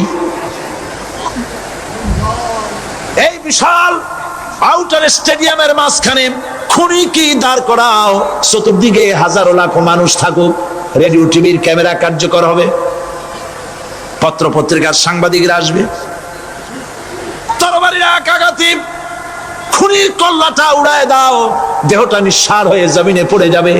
এই দৃশ্য যারা দেখবে সচক্ষে, রেডিওতে, পত্র পত্রিকায়, আর 1 বছরের ভেতরে খুন করার হিম্মত কারো পরিচয় উঠবে? জেনাকারের পাথর মেরে দেওয়া, পাথর মেরে উড়িয়ে দেওয়ার শাস্তি যদি চোখে কেউ দেখে, জেনা করার পুলক আর জাগবে? এটা নাম আল্লাহর আইন। এই আইন কার? এই আইন কার? এই আইন যতদিন পর্যন্ত বাংলার মানুষের, মুসলমানদের উপরে কার্যকরী না হচ্ছে, এই দেশে কার্যকরী না হবে, ততদিন পর্যন্ত হত্যা, ধর্ষণ, খুন বন্ধ হবে না। বন্ধ হবে। সুতরাং এই আইন হচ্ছে কার? আরো জোরে বলে, আল্লাহ রাব্বুল আলামিন। মহান আল্লাহ রাব্বুল আলামিনের এই আইন অনুযায়ী যদি দেশ চলে, মানুষ শান্তি পাবে, চুরি বন্ধ হবে, ডাকাতি বন্ধ হবে, জেনা বন্ধ হবে, হত্যা ধর্ষণ বন্ধ হয়ে যাবে।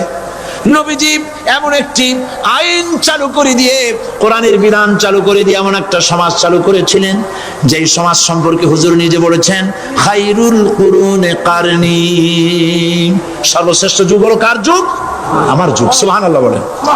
রাসূলের যুগ হলো সর্বশ্রেষ্ঠ যুগ। সেই কোরআন, সেই হাদিস আজও আছে না নাই? বলেন জোরে, আজও আছে না নাই? সেই কোরআন এবং সুন্নাহ দিয়ে দেশ শাসন হোক, এটা কি আমরা চাই?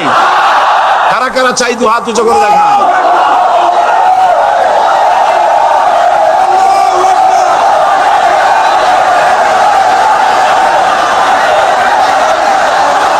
আরে ভাই, আপনারা দাঁড়ায় গেলেন কেন? বসেন বসেন। আমি তো একটা স্লোগান দিতে বললাম, হাত দেখতে চাইছি আমি, মাথা দেখতে চাই নাই। এই সুযোগে কোমরটা সোজা করে নিলেন। আচ্ছা বসেন, আর মহব্বতের সাথে জিকির করেন, লা ইলাহা ইল্লাল্লাহ,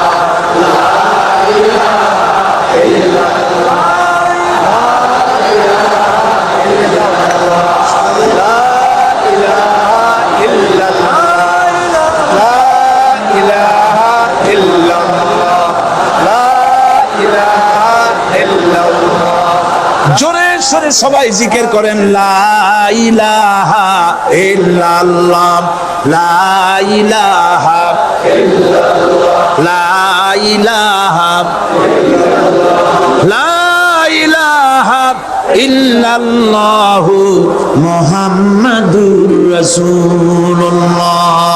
বসুন, আমরা মুনাজাত করব। আল্লাহ রাব্বুল আলামিন আয়াতুল কুরসির ভিতরে আল্লাহর সার্বভৌমত্বের কথা বলেছেন, আল্লাহু লা ইলাহা ইল্লা হুয়াল হাইয়ুল কাইয়্যুম। পড়েন আমার সাথে সবাই, আল্লাহু লা ইলাহা ইল্লা হুয়াল হাইয়ুল কাইয়্যুম। আল্লাহ হচ্ছেন যিনি ছাড়া কোনো ইলাহ নাই, তিনি শাশ্বত চিরঞ্জীব। সুবহানাল্লাহি বিহামদিহি। আগামীকাল এর বাকি অংশ আমি আপনাদের সামনে আলোচনা করব ইনশাআল্লাহ। জোরে বলেন ইনশাআল্লাহ। দাঁড়ানো ভাইরা বসেন। আপনাদের পাশে যারা দাঁড়িয়েছেন অনুরোধ করে বসায় দেন। বলেন যে আর 5টা মিনিট বসেন, আল্লাহর রাস্তায় হাঁটেন না। হ্যাঁ বলেন আপনারা যে আল্লাহর রাস্তায় হাঁটেন না, বসেন, সবাই বসেন। এত বড় মাহফিলে মুনাজাত, সুবহানাল্লাহ বলেন। চট্টগ্রামের ইতিহাসের শ্রেষ্ঠ মাহফিল, চিল্লায় বলেন সুবহানাল্লাহ। গোটা বিশ্বের কোরআনের শ্রেষ্ঠ মাহফিল, বলেন সুবহানাল্লাহ। যারা বলেন আলহামদুলিল্লাহ। আগামীকাল এই মাহফিলের আখেরি মুনাজাত হবে ইনশাআল্লাহ। বলেন ইনশাআল্লাহ। আমি আন্তরিকভাবে দুঃখিত। প্রতি বছর আমার মা বোনদের জন্য, চট্টগ্রামবাসী আমার মা বোনদের জন্য আলাদাভাবে তাদের প্রশ্নের উত্তর দেই এবং তাদের সামনে কোরআন হাদিসের কথা আলাদাভাবে বলি। এবছর দিন কম হয়ে গেল বলে মহিলারা, মা বোনেরা বঞ্চিত হয়ে গেলেন। শিশু কিশোরদের জন্য আলাদাভাবে সমাবেশ করা হয়, তাও বঞ্চিত হয়ে গেল।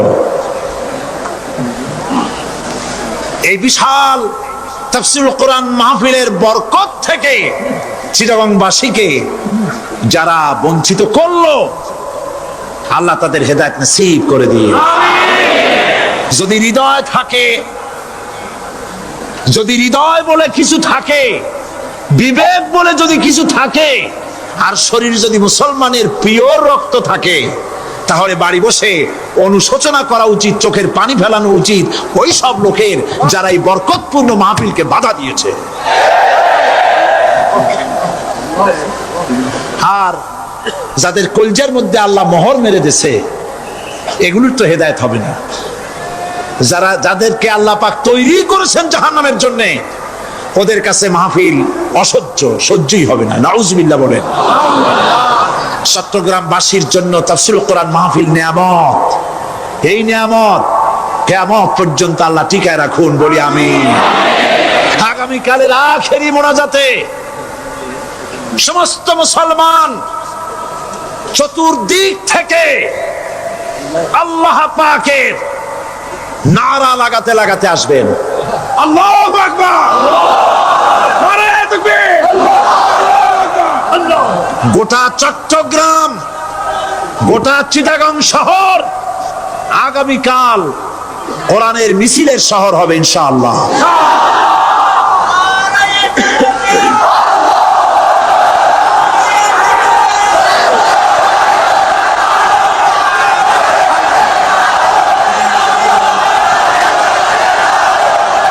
সকল ধন এবং সম্পদের মূল মালিক হচ্ছেন আল্লাহ পাক।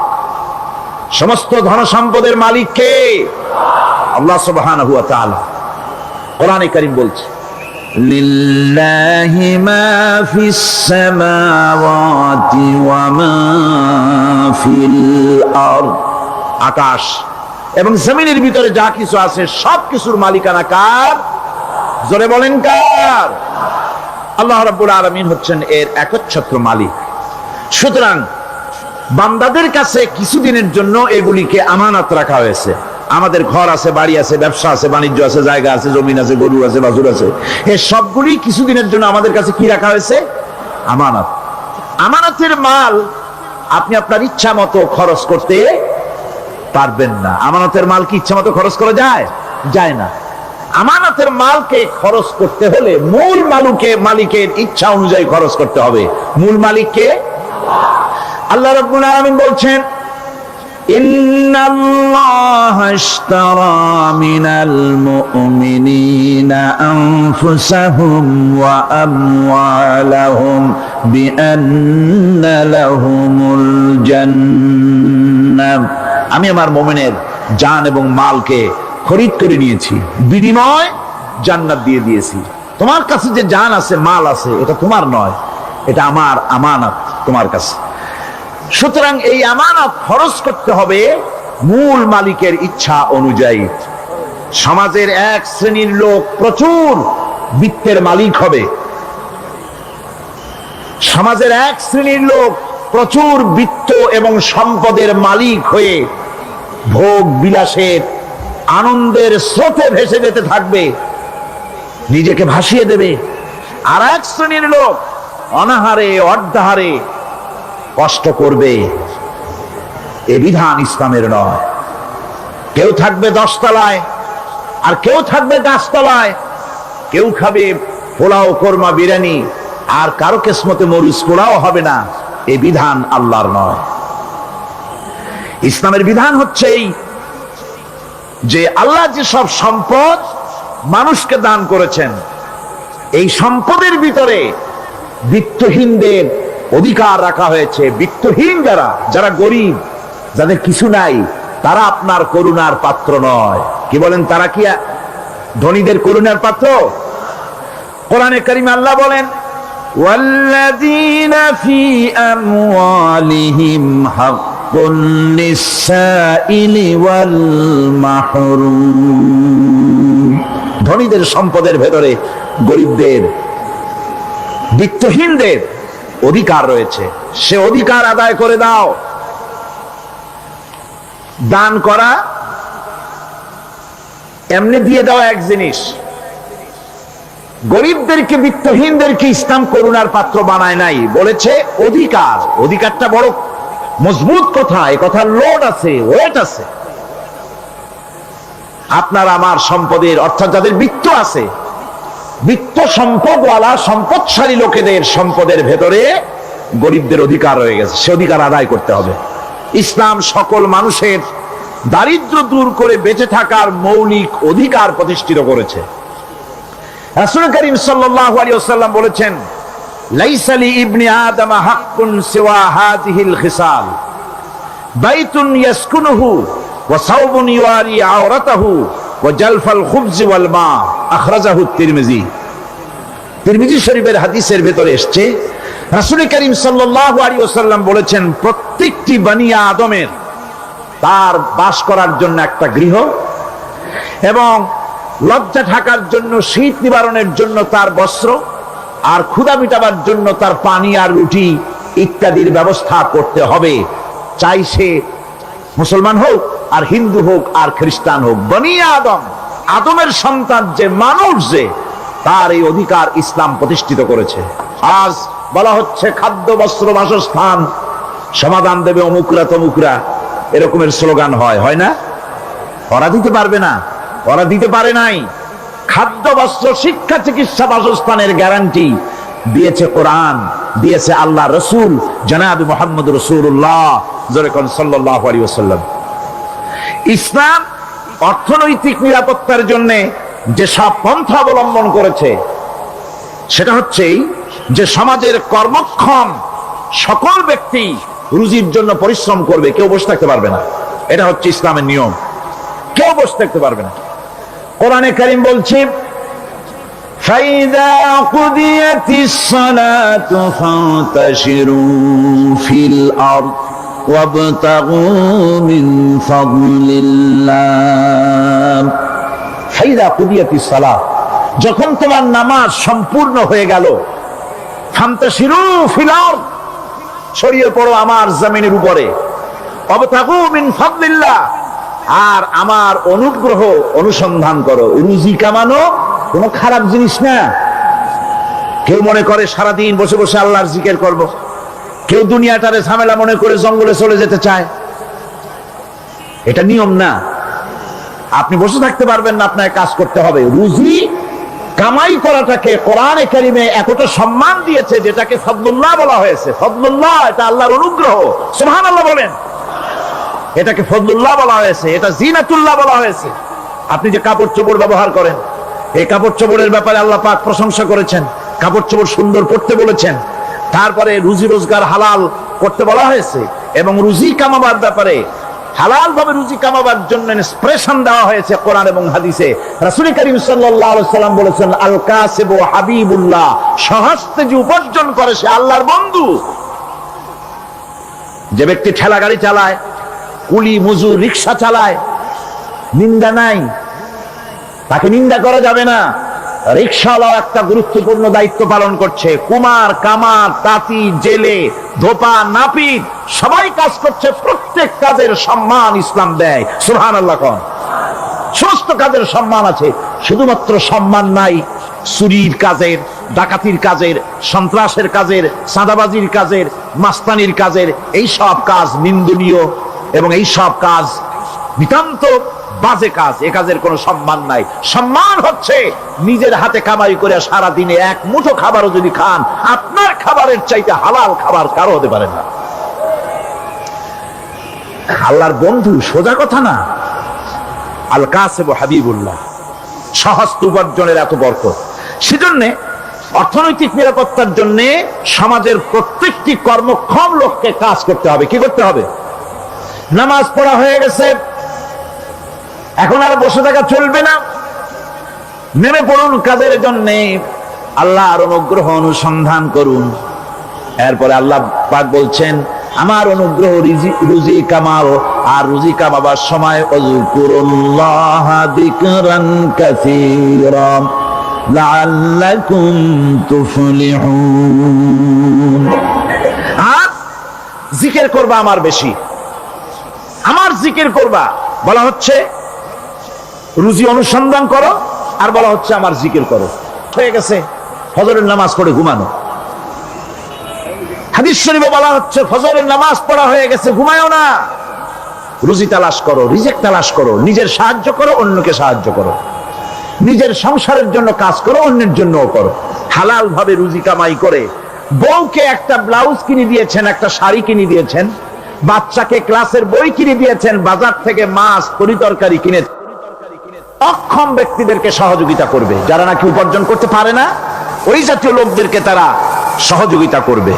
ওয়াকফুলু গানিয়ুহুম ফাকিরাহুম, সেই সমাজের যারা নাকি সামর্থ্যবান তারা রোজগার করবে এবং গরিবদেরকে সহযোগিতা করবে। আল্লাহর নবী বলেছেন, সে ব্যক্তি মুমিন নয়, সে ব্যক্তি মুমিন নয়, সেই ব্যক্তি মুমিন নয়। সাহাবায়ে কিরাম হতচকিত হয়ে উঠলেন, প্রশ্ন করলেন, নবীজি কোন ব্যক্তি মুমিন নয়? আল্লাহর নবী বলেন, যেই ব্যক্তি পেট পরে আরাম করে ঘুমায় গেল এ কথা জানার পর, যে তার প্রতিবেশী না খেয়ে শুয়ে আছে, ক্ষুধার যন্ত্রণায় কাতরাচ্ছে, এ কথা জানার পরে যেই মুসলমান ব্যক্তি আরাম করে পেট ভরে খেয়ে ঘুমায়, সে কখনো মুমিনের দাবি করতে পারে না, মুমিন হতে পারে না। কত বড় কথা! ইসলাম মানুষকে তাগিদ করেছে তার প্রতিবেশীর উপরে লক্ষ্য রাখার জন্য, তার প্রতিবেশীকে লক্ষ্য রাখার জন্য, গরিব মানুষের প্রতি লক্ষ্য রাখার জন্য। রাসূল করিম সাল্লাল্লাহু আলাইহি ওয়াসাল্লাম বলছেন, আইয়ু রাজুলিন মাতা দিয়ান বাইনা আগনিয়ায় ফাকাদ বারিয়াত মিনহুম জিম্মাতুল্লাহি ওয়া রাসূল। আল্লাহর নবী বলেন, কোন ধনী ব্যক্তিদের মাঝে কোন গরিব প্রতিবেশী যদি না খেয়ে মারা যায়, তাহলে ওই এলাকার বিত্তশালী লোকদের সাথে আল্লাহর সমস্ত সম্পর্ক, রাসূলের সব সম্পর্ক ছিন্ন হয়ে যায়। কে বলতে পেরেছে এত বড় কথা? মানুষের অর্থনৈতিক নিরাপত্তার জন্য কত বড় কথা বলেছে ইসলাম, বলেছে বিশ্বনবী জনাবে মুহাম্মদ রাসূলুল্লাহ সাল্লাল্লাহু আলাইহি ওয়াসাল্লাম। আল্লাহ রাব্বুল আলামিন বলেন, ধনীদের হাতেই যেন সম্পদগুলি পুঞ্জীভূত হয়ে না যায়, কাইলা ইয়াকুনা দুলাতাম বাইনাল আগনিয়াই মিনকুম, তোমাদের ধনীদের হাতে যেন সম্পদগুলি, সমাজের সম্পদগুলি যেন পুঞ্জীভূত না হয়, সেগুলি বরং ছড়িয়ে আস্তে করে যেন সমস্ত গরিব যেন সাধারণের কাছে যেতে পারে, সে ব্যবস্থা করতে হবে। যাকাত প্রদানের মাধ্যমে ধনীদের কাছ থেকে নিয়ে গরিবদেরকে দিয়ে দিতে হবে। আর বুখারী শরীফের সারা ফাথুল বারীতে হাফেজ ইবনে হাজার আসকালানী রাহিমাহুল্লাহ তিনি বলেছেন, যাকাত যদি ধনীরা না দেয়, যদি কেউ দিতে বাধা দেয়, ফামানিমতানা উখিযাত বিহি কাহরাম, যদি যাকাত না দেয় জবরদস্তি করে যাকাত আদায় করে নিবে গভর্নমেন্ট। যাকাত দিতেই হবে। মুনকিরিনে যাকাত, যারা যাকাত দিতে অস্বীকার করেছিল, হযরতে সিদ্দিক আকবর, হযরতে আবু বকর সিদ্দিক রাদিয়াল্লাহু তাআলা আনহু, তিনি তাদের সম্পর্কে বলেছিলেন, ওয়াল্লাহি লাউ কাতিলান্না মান ফাররাকা বাইনাস সালাতি ওয়াজ যাকাত, অবশ্যই আমি ওই সম্প্রদায়ের লোকের বিরুদ্ধে যুদ্ধ ঘোষণা করব যারা নামাজ আর যাকাতের মধ্যে পার্থক্য সূচিত করবে। যারা নামাজ তো পড়বে কিন্তু যাকাত দিবে না সরকারের কাছে, যাকাত আদায় করবে না, তাদের বিরুদ্ধে যুদ্ধ ঘোষণা করব। ইসলামী সরকার যদি প্রতিষ্ঠিত হয়, তাহলে এই যাকাত আদায় করা হবে। যাকাত কেউ নিয়ে বসে থাকতে পারবে না, যাকাত আদায় করা হবে। আমাদের দেশে নিয়ম মাফিক যদি যাকাত আদায় করা হতো, এই দেশ যদি ইসলামী গভর্নমেন্ট হতো, আল্লাহ যেন দয়া করে দেন, কন্যা আমিন। আল্লাহ পাক যদি দয়া করে দেশটার ইসলামী রাষ্ট্র বানায় দেন, তাহলে জাকাত তো আদায় করে নেওয়া হবে। জাকাত দিতে আপনি বাধ্য, গরিব মানুষ থাকবে না। এখনো বাংলাদেশের নিয়ম মাফিক যদি জাকাত আদায় করা হয়, নিয়ম মাফিক মানে সোনার জাকাত, রূপার জাকাত, নগদ ক্যাশের জাকাত, ফসলের ওষুধ সঠিকভাবে যদি আদায় করা হয়, তো একেবারে কম করে হলেও 1000 কোটি টাকা জাকাতের টাকা কালেকশন হতে পারে। এটা কি কম কথা? 1000 কোটি টাকা, এই টাকা আদায় করা হচ্ছে না। এই টাকা আদায় না করার কারণে যে শূন্যতার সৃষ্টি হচ্ছে, এই ভ্যাকুয়ামকে পূর্ণ করার জন্য এগিয়ে এসেছে 7 সমুদ্র 13 নদীর উপর থেকে এনজিওরা। এনজিওরা এসে আমাদের দেশে, সব এনজিও খারাপ আমি তা বলি না, বহু এনজিও আছে যারা এদেশের উন্নয়নের, আর্থসামাজিক উন্নয়নের জন্য তারা প্রচেষ্টা করছে। রাস্তাঘাট, স্কুল, কলেজ, চিকিৎসা ইত্যাদির দিকে কাজ করছে। যতগুলি এনজিও আমাদের দেশে আছে তার ভিতরে 52টা এনজিও গোনা বাছা যারা ইসলামের প্রকাশ্য দুশমন, আর এর শীর্ষস্থানে আছে ব্রাক। এই এনজিও গুলি তারা আমাদের দেশে এসে সুদি কারবার শুরু করেছে, পরিপূর্ণভাবে সুদের কারবার। ব্যাংকের থেকে যদি আপনি লোন নেন, তাহলে 15 or 17% ইন্টারেস্ট দিতে হবে।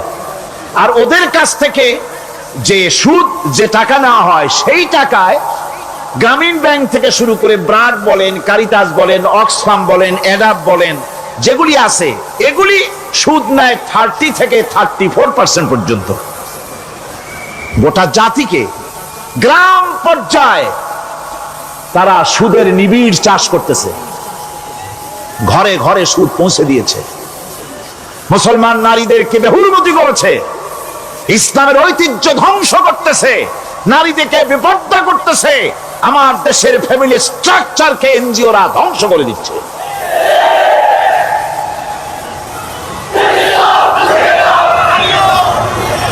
সুতরাং এনজিওরা এই সুযোগটা পেত না। যদি জাকাত কালেকশন করা হতো, আর জাকাত দিয়ে, জাকাত যে সব জায়গায় খরচ করতে হয় সেই খরচ করার জায়গাগুলিতে সঠিকভাবে যদি ব্যয় করা হতো, এই অবস্থা হতো না। বাংলাদেশে সম্পদের অভাব নাই। যারা বলে বাংলাদেশ গরিব, আমি তাদের সাথে একমত নই। আক্ষরিক অর্থে বাংলাদেশ গরিব নয়, বাংলাদেশে সম্পদ আছে। বাংলাদেশে যে জিনিসটার অভাব, সেটা হচ্ছে ইনসাফ ভিত্তিক বন্টনের অভাব। এখানে কেউ তো 1000 বিঘা জমির মালিক, বিঘা বোঝেন না কি কন আপনারা? কানি। কেউ তো 1000 কানির মালিক, আর কারো তো রান্নাঘর উঠাবার জায়গা নাই। কথাটা ঠিক কিনা? কেউ তো শত শত কোটি টাকা, কত কোটি টাকা যে আছে তা হিসাব করে মাসখানেক লাগবে, গুনিয়া খুলিতে পারবে না। আর কারো তো একটা ট্যাবলেট কেনার পয়সা নাই। সুতরাং আমার দেশে যেভাবে গরিব বলা হয়, আক্ষরিক অর্থ ওইভাবে আমার দেশ গরিব নয়।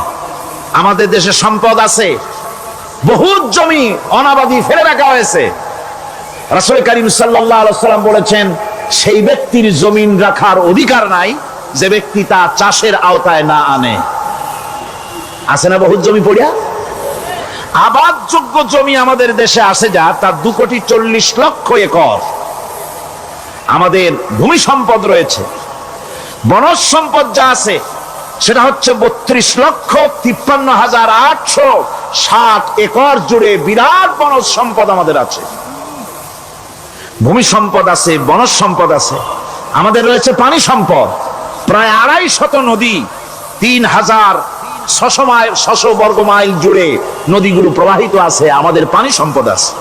আমাদের গ্যাস সম্পদ আছে, যে গ্যাস অন্তত 100 বছর চলতে পারে। প্রত্যেক বাড়িতে বাড়িতে গ্যাসের সংযোগ দিলেও 100 বছরে ঘুরাবে না। আলহামদুলিল্লাহ কইতে ইচ্ছা করে না? জোরে কোন আলহামদুলিল্লাহ। আমাদের গ্যাস সম্পদ রয়েছে, আমাদের মৎস্য সম্পদ আছে, পশু সম্পদ আছে, কৃষি সম্পদ আছে, আরো রয়েছে বিপুল জনশক্তি। জনশক্তিকে আজ সবচাইতে বার্ডেন মনে করা হয়। জনশক্তিকে বলা হয় বাংলাদেশের সবচাইতে বড় সমস্যা, জনশক্তি সমস্যা। এটা হচ্ছে যে সরকার আসে তারই ভূতে পায়, যে যায় লঙ্কা সে আর মানুষ হালে ফেরে না, মানুষগুলি তার জন্য জ্বালা। অথচ এই মানব শক্তি হচ্ছে শ্রেষ্ঠ শক্তি। ইউনিভার্সিটি জনমের মতো না বাড়াইয়া, এখন তো ইউনিভার্সিটি দাবি করতেছে সকলে, গ্রামে গঞ্জে থানায় রান্নাঘরে সব জায়গায় আমাদের ইউনিভার্সিটি দাও। আর ইউনিভার্সিটির ফজিলত কি তা তো আমরা দেখতেইছি।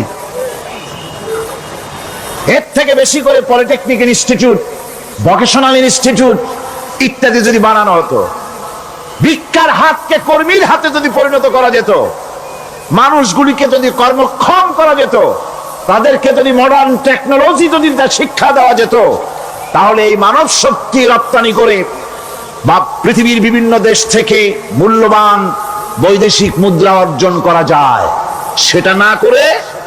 সেটা না করে মানুষ হইছে জ্বালা, জনমের মতো এদেরকে মারো। এটা হচ্ছে ট্রেনের থার্ড ক্লাস প্যাসেঞ্জার্স মেন্টালিটি। সেটা কিরকম? সেটা হচ্ছে ট্রেনে যখন মানুষ চলে তৃতীয় শ্রেণীতে, একবার উঠে বসলে সে অন্যের জন্য জায়গা ছাড়ে না। জায়গা খালি আছে, আরেকজন এসে বললে ভাই আমার একটু বসতে দাও, কয় না ভাই এখানে লোক আছে। আসলে কিন্তু লোক নাই। আপনি যদি বলেন যে সেই লোক আসলে আমি জায়গা ছেড়ে দেবো, ততক্ষণ তো বসি, আপনি বসলেন, এরপরে আপনি তো বুঝছেন যে লোকটা ফাঁকি দিছে, ওই চিন্তা আপনার মধ্যেও ঢুকবে, আরেকজন আসবে, বসার জায়গা আছে, আপনি বলবেন না এখানে জায়গা নাই। ট্রেনের থার্ড ক্লাস প্যাসেঞ্জারদের যে মন মানসিকতা, বর্তমান মুসলিম দেশগুলির সরকার প্রধানেরা ঠিক ট্রেনের থার্ড ক্লাস প্যাসেঞ্জারদের চাইতেও থার্ড ক্লাস। মানব শক্তিকে কাজে লাগাবার চিন্তা না করে উল্টা চিন্তা তারা করছেন। এত সম্পদ থাকা সত্ত্বেও বাংলাদেশ আজ যে অভাব সৃষ্টি হয়েছে তা কৃত্রিম, এবং তা সৃষ্টি হয়েছে এটা এর একমাত্র দায়ী এর জন্য রাজনৈতিক ষড়যন্ত্র। রাজনৈতিক ষড়যন্ত্রের কারণেই এই অভাব সৃষ্টি হয়েছে। গোড়া থেকেই আমাদের দেশটি ষড়যন্ত্রের শিকার। প্রথমে ব্রিটিশ বেনিয়ারা 200 বছর পর্যন্ত গোলামীর জিনজির পরিয়ে দিয়েছে। 200 বছর গোলামীর পর দ্বিজাতি তত্ত্ব এবং মুসলিম সংখ্যাগরিষ্ঠতার ভিত্তিতে 47-এর আজাদি, তারপর পশ্চিমাদের শোষণ বঞ্চনা থেকে মুক্তি লাভের জন্য 71-এর আজাদি, এরপরে দেশের 90% হচ্ছে মুসলমান। 90% কারা? চিল্লায় বলেন না কারা? পৃথিবীর এই দ্বিতীয় বৃহত্তম মুসলিম জনগোষ্ঠীকে খ্রিস্টান আর ইহুদিরা তারা চেয়েছে জনগণকে খ্রিস্টান বানাতে। আমাদের দেশের জনগণকে তারা চায় খ্রিস্টান বানাতে। যারা কমিউনিস্ট তারা চায় আমাদেরকে নাস্তিক বানাতে। আর পার্শ্ববর্তী দেশের পেইড এজেন্ট যারা আমাদের দেশে আছে তারা চায় পৃথিবীর নিকৃষ্টতম কুফরি মতবাদ, ধর্ম নিরপেক্ষ মতবাদের মাধ্যমে গোটা জাতিকে ধর্ম থেকে দূরে সরিয়ে দিতে চায়। সুতরাং এই ষড়যন্ত্রের শিকার হয়ে আছে বাংলাদেশ। বাংলাদেশের এই আর্থসামাজিক প্রেক্ষাপটে ইসলামের বিধান ছাড়া, আল্লাহর দেওয়া বিধান ছাড়া এর কোনো মুক্তি নাই, এর নাজাতের কোনো পথ নাই। আল্লাহ রাসূল ক্ষমতা আরোহণ করলেন, রাষ্ট্রের